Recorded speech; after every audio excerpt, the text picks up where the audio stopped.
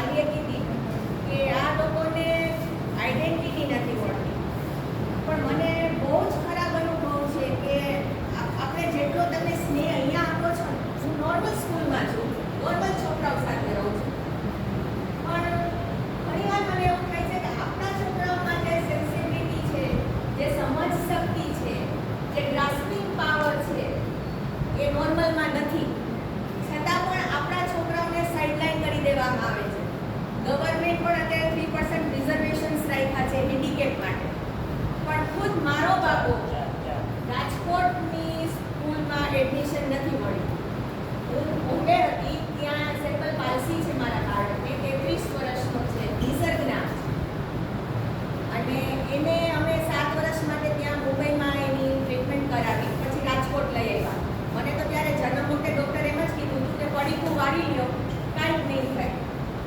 Total handicap છે mentally. અમે લોકો જજુમાં 7 વર્ષ ત્યાં હોસ્પિટલમાં રહ્યા, એને બેસતો કર્યો, પાકોડિયા કરતો કર્યો, સ્પીચ થેરપી આપી, બોલતો કર્યો. અત્યારે એટલું સરસ બોલે છે કે એને રેડિયો જોગી થવું છે, રેડિયોમાં પોતાને પ્રોગ્રામ આપવો છે. એટલો બધો સેન્સિટિવ છે કે મમ્મી મારે આરજે થવું છે, એકવાર મારે ઓન એર જવું છે, અને મારું બધું દિલમાં છે એ મારે કહેવું છે. આજે તો શક્ય ન બન્યું એને લઈને આવવાની હતી, પણ એને ના પાડી કે મારે આજે નથી આવવું, હું બિઝી છું.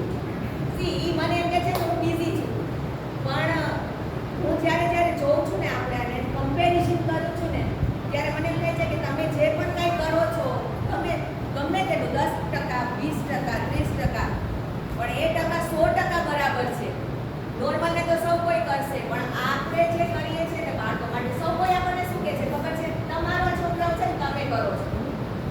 આપણે વાલીઓ ઘણીવાર આવા શબ્દો સાંભળ્યા છે, તમારું છે ને તમે કરો છો, કોઈ ઉપકાર નથી કરતા. ના, ઉપકાર નથી કરતા, મા બાપ જ છે, કરીએ છીએ. પણ આપણે એટલા સક્ષમ મા બાપ છીએ કે આપણે કરી શકીએ છીએ. બધા પાસે આટલી તાકાત નથી હોતી. ત્યારે આંખમાં આંખ મેળવી આપણા છોકરાને બહાર લઈ જાઓ, તો એની તરફ જરા પણ ખરાબ રીતે હોય તો એની સામે ખાવું, ક્યાંય પણ આપણે કાવેલી કરતા હોય, એટલી વ્હીલચેર છે તો એ પણ એ લોકો સહજ રીતે નથી સ્વીકારી શકતા. ભાઈ આ લઈ લો, નડે છે, ભાઈ નડે છે શું કામ? તમે એકવાર બેસો એના ઉપર, ખબર પડશે તમને કેટલી તકલીફ થાય છે. એટલે આપણે જજુમીએ છીએ આપણા બાળકો માટે, ઉપકાર નથી કરતા, પણ આપણે સક્ષમતા તો છીએ, પાત્રતા તો છે જ. અને ભગવાન એને જ આપણે જેની પાસે પાત્રતા હોય, અને આપણે ઈશ્વરના બહુ મોટા કહીએ ને પ્રતિનિધિ કહેવાય. આપણે તો આપણા માટે ગર્વ કરવો જોઈએ. ઘણીવાર આપણને નીચા પાડવામાં આવે છે કે તમને બહુ દુઃખ હશે ને, કોઈ પાપ કર્યા હશે એટલે બિચારાને કર્મોનું. અમે તો જૈન છીએ ને, તમે આ શબ્દ બહુ સાંભળ્યા છે, કર્મનું ફળ છે. શું કામ ભાઈ? શું કર્મ કરી લીધા આ લોકોએ? આપણે તો ગળાઈ બાંધ્યા છે. આપણે તો અત્યારે જીવીએ છીએ